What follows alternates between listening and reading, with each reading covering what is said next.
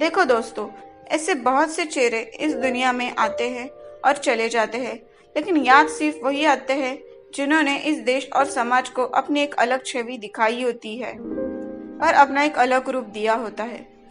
आज के इस वीडियो में हम बात करेंगे एक ऐसे महान व्यक्ति के बारे में जिनका नाम है मदर तेरेसा।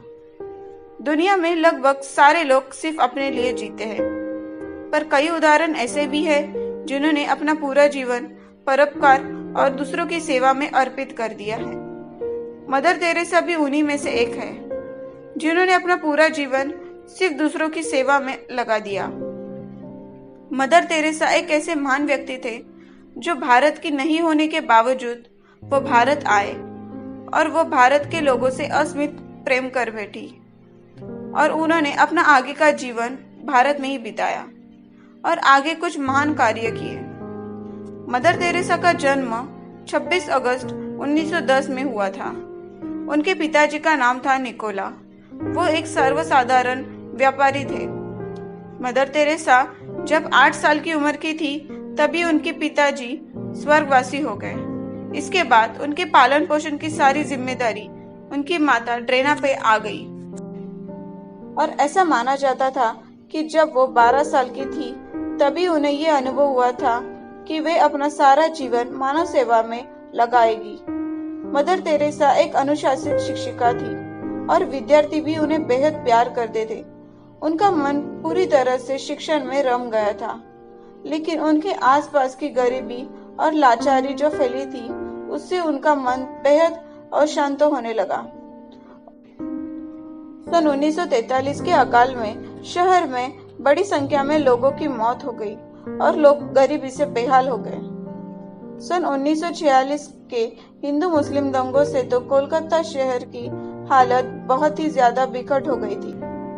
मदर तेरेसा पहली बार टालटला गई। उन्होंने वहां जाकर बुजुर्गों और मरीजों की सेवा की। वो खुद मरीजों के घाव धोती थी, उनकी मरहम पट्टी करी और उन्हें दवाई देती थी। ऐसे कार्यों से मदर तेरेसा लोगों का ध्यान अपनी ओर खींचती चली गई और इन लोगों में भारत के कुछ उच्च अधिकारी भी शामिल थे, जैसे कि प्रधानमंत्री। प्रधानमंत्री ने उनको उनके काम की सराहना की। मदर तेरेसा के अनुसार उनका शुरुआती दौर बहुत ही ज्यादा कठिन था। उनके पास कोई आमदनी नहीं थी। वो पेट भरने के लिए भी दूसरों पर निर्भर रहती थी, लेकिन उन्होंने हार नहीं मानी। भारत सरकार ने 1962 में पहली बार उन्हें पद्मश्री से सम्मानित किया। 1980 में उन्हें सर्वोच्च नागरिक का सम्मान मिला। मदर तेरेसा को कई पुरस्कारों से सम्मानित किया गया था।